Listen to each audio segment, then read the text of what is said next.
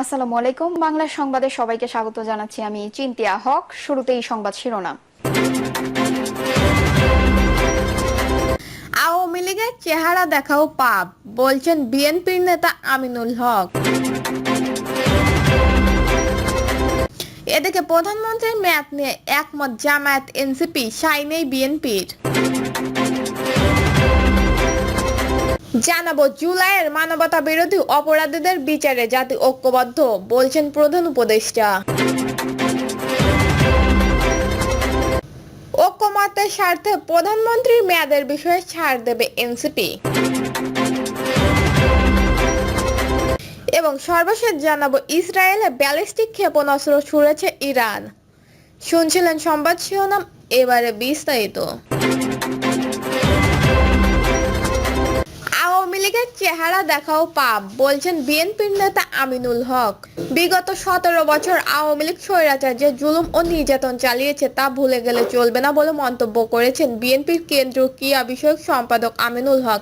তিনি বলেন, এই ইতিহাস যারা মনে রাখে তাদের পক্ষে আওয়ামী লীগের সঙ্গে মেশাতে দূরের কথা, তাদের চেহারাও দেখা পাপ। আমিনুল হক বলেন, দীর্ঘ 17 বছর আন্দোলন সংগ্রামে যারা নির্যাতিত, নিপীড়িত এবং দলের জন্য ত্যাগ স্বীকার করেছে তাদের সবচেয়ে বেশি মূল্যায়ন করা হবে। সদস্যপদ নবায়নে তাদের অগ্রাধিকার থাকবে।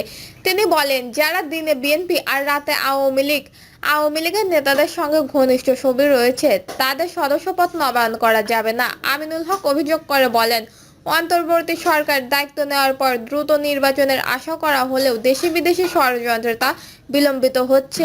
আওয়ামী লীগের পেতাত্তারা নির্বাচন ঠেকাতে এখনো তৎপর। প্রধানমন্ত্রীর মেয়াদ নিয়ে একমত জামায়াত এনসিপি, সাই নেই বিএনপির। একজন ব্যক্তি সর্বোচ্চ 2 মেয়াদে 10 বছর প্রধানমন্ত্রী হিসেবে দায়িত্ব পালন করার বিষয়ে ঐকমত্য কমিশনের প্রস্তাবে জামায়াত এনসিপি সহ অধিকাংশ রাজনৈতিক দল একমত পোষণ করেছে। তবে এতে সাই দেয়নি বিএনপি সহ 3টি রাজনৈতিক দল। অন্য দুটি দল হচ্ছে বাংলাদেশের লিবারেল ডেমোক্রেটিক পার্টি ও ন্যাশনাল ডেমোক্রেটিক মুভমেন্ট। তিনি বলেন, 3টি রাজনৈতিক দল ছাড়া বাকি সবাই মত দিয়েছে যে একজন ব্যক্তি প্রধানমন্ত্রী হিসেবে সর্বোচ্চ 2 মেয়াদে দায়িত্ব পালন করতে পারবেন। নির্বাচন সংস্কার কমিশনের প্রস্তাবে এমন মেয়াদের কথা উল্লেখ ছিল। জোনায়েদ সাকি বলেন, এই নিয়ে ভিন্নমত থাকার আলোচনা এখনো চলমান। পরবর্তী বৈঠকের আগে পারস্পরিক মত বিনিময়ের জন্য 2 দিন সময় দেওয়া হয়েছে। তিনি বলেন, শুধু প্রধানমন্ত্রীর মেয়াদ নিয়েই নয়, রাষ্ট্রপতি নির্বাচন, প্রধানমন্ত্রী ও রাষ্ট্রপতির ক্ষমতার ভারসাম্য, সংসদে নারী প্রতিনিধিত্ব, সাংবিধানিক পদে নিয়োগের সাংবিধানিক কমিশনের ভূমিকা এবং সরাসরি নির্বাচনের প্রশ্ন সহ বিভিন্ন বিষয়ে আলোচনা হচ্ছে। আমরা ধাপে ধাপে একটি শক্তিশালী গণতান্ত্রিক কাঠামোর ভিত্তি গড়ে তুলতে চাই। জোনায়েদ সাকি বলেন, আমরা দ্রুত কোনো সিদ্ধান্ত না গিয়ে সমঝোতার পথ খুঁজছি। এই বিষয়ে তাড়াহুড়ো না করে সবার মতামতের ভিত্তিতে ঐকমত্যের পথে এগিয়ে যাচ্ছি। এতে দেশের গণতান্ত্রিক পুনর্গঠন আরও সম্পৃক্ত ও টেকসই হবে বলেও আমরা বিশ্বাস করি। তিনি বলেন, যদি শেষ পর্যন্ত ঐক্য না হয় তবে যে দল বা নেতা দ্বিমত পোষণ করছে তাদের মতামত জনগণের কাছে তুলে ধরার সুযোগ রয়েছে।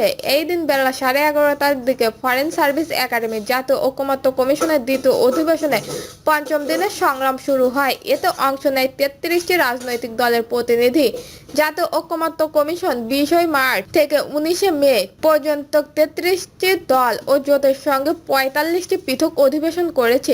এইসব সংলাপে বেশিরভাগ বিষয় ঐকমত্য হলেও মৌলিক বিষয়ে প্রস্তাবে দ্বিমত ছিল। এইসব বিষয় সমাধানে রাজনৈতিক দলগুলোর সঙ্গে গত 17 জুন থেকে দ্বিতীয় ধাপের সংলাপ শুরু হয়।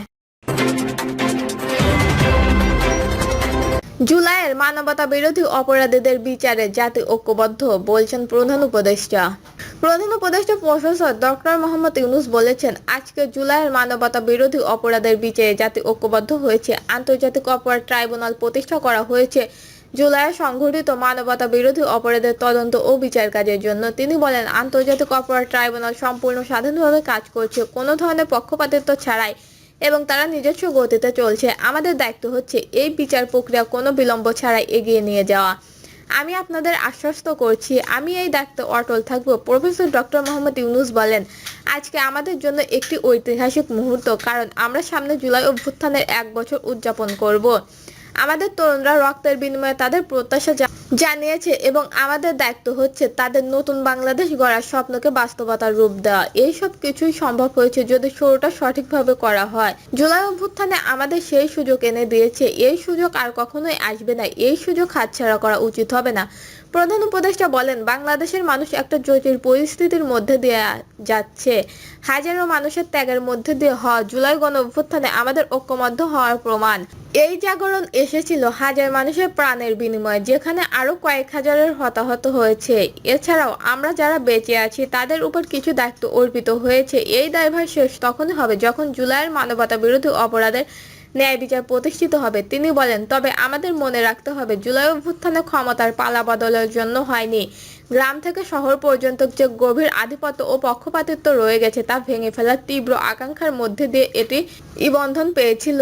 বিপ্লবের প্রতি আমাদের লক্ষ্য আমাদের সব কর্মের জন্য পরিচালিত একটি ন্যায় বিচার, স্বাধীনতা, সাম্য ও মর্যাদার সৃষ্টি করে। এই অভ্যুত্থান পুরনো শৃঙ্খলা ভেঙে এমন একটি রাষ্ট্রের উন্মোচিত করতে চেয়েছিল যাতে কোনো একক দল কখনো মরিয়া বা কর্তৃত্ববাদী হয়ে উঠতে না পারে। এই আশা ও অনুপ্রেরণা এখন আমাদের পুনরুদ্ধারের কঠিন কাজে সন্তুষ্টির জায়গা। প্রধান উপদেষ্টা আরো বলেন, চলমান সংস্কারে একজন স্টোক হ্যান্ডার হিসাবে আমাদের যা করার কথা আমরা তাই করছি। যখন আমরা সংস্কারের কথা বলি তখন অল্প কোনো কিছুর কথা বলি না যেটি সময় এবং ক্ষমতার চাপে নষ্ট হয়ে যেতে পারে। আমরা যেসব কাজের কথা বলেছি সেগুলো বিগত 54 বছরেও করা হয়নি। আমরা সেই পরিবর্তনের কথা বলি যা শক্তিশালী গণতন্ত্র প্রতিষ্ঠা করবে। আমাদের ওপর যে সংস্কারের দায়িত্ব দেওয়া হয়েছে সেই সব কাজের ফলে স্বৈরতন্ত্র ভেঙে যাবে। ঐক্যমত্যের স্বার্থে প্রধানমন্ত্রী মেয়াদের বিষয়ে ছাড় দেবে এনসিপি। রাষ্ট্রের মূলনীতি নির্ধারণে 72-এর সংবিধানে থাকা 4 নীতি পরিবর্তন চায় জাতীয় নাগরিক পার্টি। এরই সঙ্গে জাতীয় ঐক্যমত্যের স্বার্থে প্রধানমন্ত্রী মেয়াদের বিষয়ে ছাড় দেওয়ার মনোভাব থাকার কথা জানিয়েছে দলটি।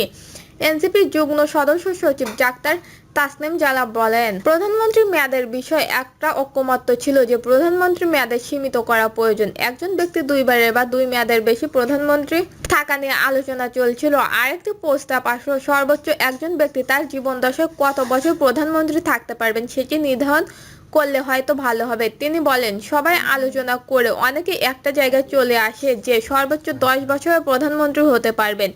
এনসিপির পক্ষ থেকে প্রস্তাব ছিল এক ব্যক্তি 2 বারের প্রধানমন্ত্রীর পদে শপথ নিতে পারবেন যদি ঐক্যমত্যের স্বার্থে সবাই 10 বছরের কথা বললে। তিনি বলেন, আমাদের জায়গা থেকে আমরা স্পষ্টভাবে জানিয়েছি যে 72-এর মুজিববাদী মূলনীতি আমরা রাখার পক্ষে না।